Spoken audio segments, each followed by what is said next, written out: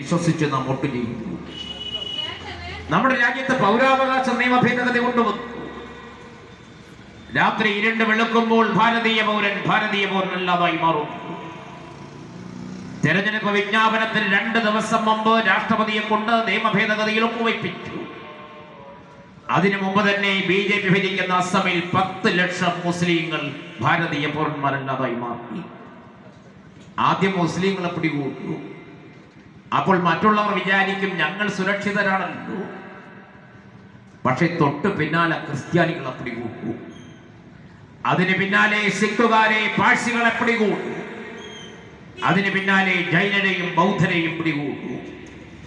അതിന് പിന്നാലെ രക്തവിശുദ്ധിയില്ലെന്നിവർ കൽപ്പിച്ചിരിക്കുന്ന ശൂദ്രഗണങ്ങളെ, അധസ്ഥിതരെ, പട്ടികജാതി പട്ടികവർഗ ഗോത്ര വിഭാഗങ്ങളെ പിടികൂട്ടു. അതുവഴി സവർണ പൗരോഹിത്യ ഹിന്ദുത്വത്തിന്റെ മണ്ണാക്കി ഇന്ത്യയെ മാറ്റുകയാണ് സംഘപരിവാരത്തിന്റെ ലക്ഷ്യം. RSSന്റെ രണ്ടാമത്തെ സർസംഘചാലകായ മാധവ സദാശിവ ഗോൾവൽക്കർ വിചാരധാരയിലും നാമതവ നമ്മുടെ ജീവിതം എന്ന പുസ്തകത്തിലും പറഞ്ഞു, ഇന്ത്യ എന്നാൽ ഹിന്ദുവിന്റെ രാഷ്ട്രം. ഹിന്ദു എന്നാൽ രക്തവിശുദ്ധിയുള്ള ഹിന്ദു. രക്തവിശുദ്ധിയുള്ളത് ബ്രാഹ്മണനും ക്ഷത്രിയനും മാത്രം. അവരുടെ രാജ്യമണിക്കില്ല. മനുസ്മൃതിയായിരിക്കണം ഭരണഘടനയെന്നും പറഞ്ഞു. മനുവാണ് പറഞ്ഞത് അക്ഷരം വിപ്രഹസ്തേന, അക്ഷരം ബ്രാഹ്മണന്റെ കൈകൊണ്ട് മാത്രം. ആ മനുഷ്യനെ നലായി വിവരിക്കുകയും ചെയ്തു. ബ്രഹ്മാവിന്റെ നെറ്റിത്തടത്തിൽ നിന്ന് ജനിക്കുന്നവൻ ബ്രാഹ്മണൻ, കൈത്തണ്ടയിൽ നിന്ന് ജനിക്കുന്നവൻ ക്ഷത്രിയൻ, തുടകളിൽ നിന്ന് ജനിക്കുന്നവൻ വൈശ്യൻ, പാദങ്ങളിൽ നിന്ന് ജനിക്കുന്നവൻ ശൂദ്രൻ. ബ്രാഹ്മണൻ ദൈവത്തോട് ഏറ്റവും അടുത്ത് നിൽക്കും. അതുകൊണ്ട് ദൈവത്തോട് എന്തെങ്കിലും പറയാനുണ്ടെങ്കിൽ നാം ബ്രാഹ്മണനോട് പറയുന്നു.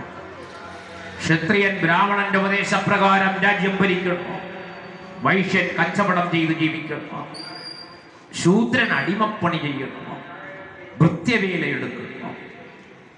ഈ നരേന്ദ്രമോദിക്കും അമിത്ഷായ്ക്കും എല്ലാം ജയ് വിളിക്കുന്ന മഹാഭൂരിപക്ഷം അടിമപ്പണി ചെയ്യേണ്ട നായരാതി വരുന്ന ശൂദ്രഗണങ്ങളാണ്. അവർ ഭൃത്യവേല എടുക്കേണ്ടവരാണ്. ഈ 4 കൂട്ടരല്ലാതെ മറ്റൊരു കൂട്ടരുണ്ട് ഇവിടെ. അവർ ദൈവീക ശരീരത്തിൽ നിന്നല്ലാതെ ജനിച്ചവർ, പഞ്ചമന്മാർ, അധസ്ഥിതർ, ആട്ടിയകറ്റപ്പെട്ടവർ, പട്ടികജാതി പട്ടികവർഗ ഗോത്ര വിഭാഗങ്ങളിൽ പിറന്നവർ. അവരെ മനുഷ്യരെയായി പരിഗണിക്കാത്ത ഹിന്ദുത്വമാണ് സംഘപരിവാരത്തിന്റെ ഹിന്ദുത്വം. അതുകൊണ്ടാണ് ദളിത് പിഞ്ചു കുഞ്ഞുങ്ങളെ തീ കൊടുത്തു കൊല്ലുന്നത്. ദളിത് പിഞ്ചു ബാലികമാരെ സവർണ പൗരോഹിത്യത്തിന്റെ സന്താനങ്ങൾ ബലാത്സംഗം ചെയ്ത് കൊന്നു തള്ളുന്നു. ന്യൂനപക്ഷങ്ങളെ ആകെ വേട്ടയാടുന്നു. 2002 നരേന്ദ്രമോദി ഗുജറാത്തിൽ മുഖ്യമന്ത്രിയായിരിക്കുമ്പോൾ ഒരു മതത്തിൽ പിറന്നുപോയി എന്നുള്ളതിന്റെ പേരിൽ 2000-ഓളം മനുഷ്യരെ കൊന്നുതള്ളി. ഭ്രൂണാവസ്ഥയിലുള്ള കുഞ്ഞിനെ പോലും തൃശൂലം കൊണ്ട് കുത്തി പുറത്തെടുത്തു. ദർഗകൾ അഗ്നിക്കിരയാക്കി. അന്ന് മോഡി പറഞ്ഞു, ഗുജറാത്ത് ഒരു പരീക്ഷണശാല മാത്രം. നാളെ ഗുജറാത്ത് ഇന്ത്യയിൽ എവിടെയും ആവർത്തിക്കപ്പെടുന്നു. ഇന്ന് രാംലാലിയുടെ പേരിൽ, ഹനുമാൻ ജയന്തിയുടെ പേരിൽ വർഗീയതകൾക്ക് തിരികൊളുത്തിക്കൊണ്ടേയിരിക്കുന്നു. ഈ പൗരാവകാശ നിയമ ഭേദഗതി കൊണ്ടുവന്ന മഹാഭൂരിപക്ഷം മനുഷ്യരെ പൗരത്വമില്ലാത്തവരാക്കി മാറ്റാനിറങ്ങുമ്പോൾ എവിടെയാണ് കോൺഗ്രസ്? ഒരക്ഷരം അതിനെതിരായി ശബ്ദിക്കാൻ പാർലമെന്റിനുള്ളിലോ പുറത്തോ കോൺഗ്രസ് സന്നദ്ധമായിട്ടില്ല. ഇപ്പോൾ അവരുടെ പ്രകടന പത്രിക പുറത്തിറങ്ങി. CPIയുടെയും CPMന്റെയും എല്ലാം പ്രകടന പത്രികകൾ പുറത്തിറങ്ങി. CPIയുടെയും CPMന്റെയും ഇതര ഇടതുപക്ഷ കക്ഷികളുടെയും പ്രകടന പത്രികയിൽ പറഞ്ഞു, ഞങ്ങൾ അധികാരത്തിലെത്തിയാൽ പൗരാവകാശ നിയമ ഭേദഗതി പിൻവലിക്കും. കോൺഗ്രസ് ഒരക്ഷരം പ്രകടന പത്രികയിൽ പറഞ്ഞിട്ടില്ല. ഇവരെങ്ങനെ ന്യൂനപക്ഷത്തെ സംരക്ഷിക്കും? കേരളത്തിലുണ്ടായ വികസനങ്ങളൊന്നും ഞാൻ എണ്ണി പറയാൻ പോകുന്നില്ല. 7.5 വർഷക്കാലം UDFും BJPയും ഒരമ്മ പെറ്റ മക്കളെ പോലെ സൃഷ്ടിച്ച അപവാദ വ്യവസായങ്ങളെ അതിജീവിച്ചുകൊണ്ടാണ് ഇടതുപക്ഷം മുന്നേറിയത്.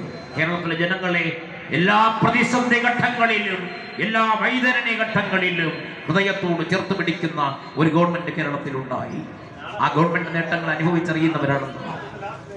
നിർണായകമായി തെരഞ്ഞെടുപ്പിൽ 2 സ്ഥാനാർത്ഥികൾ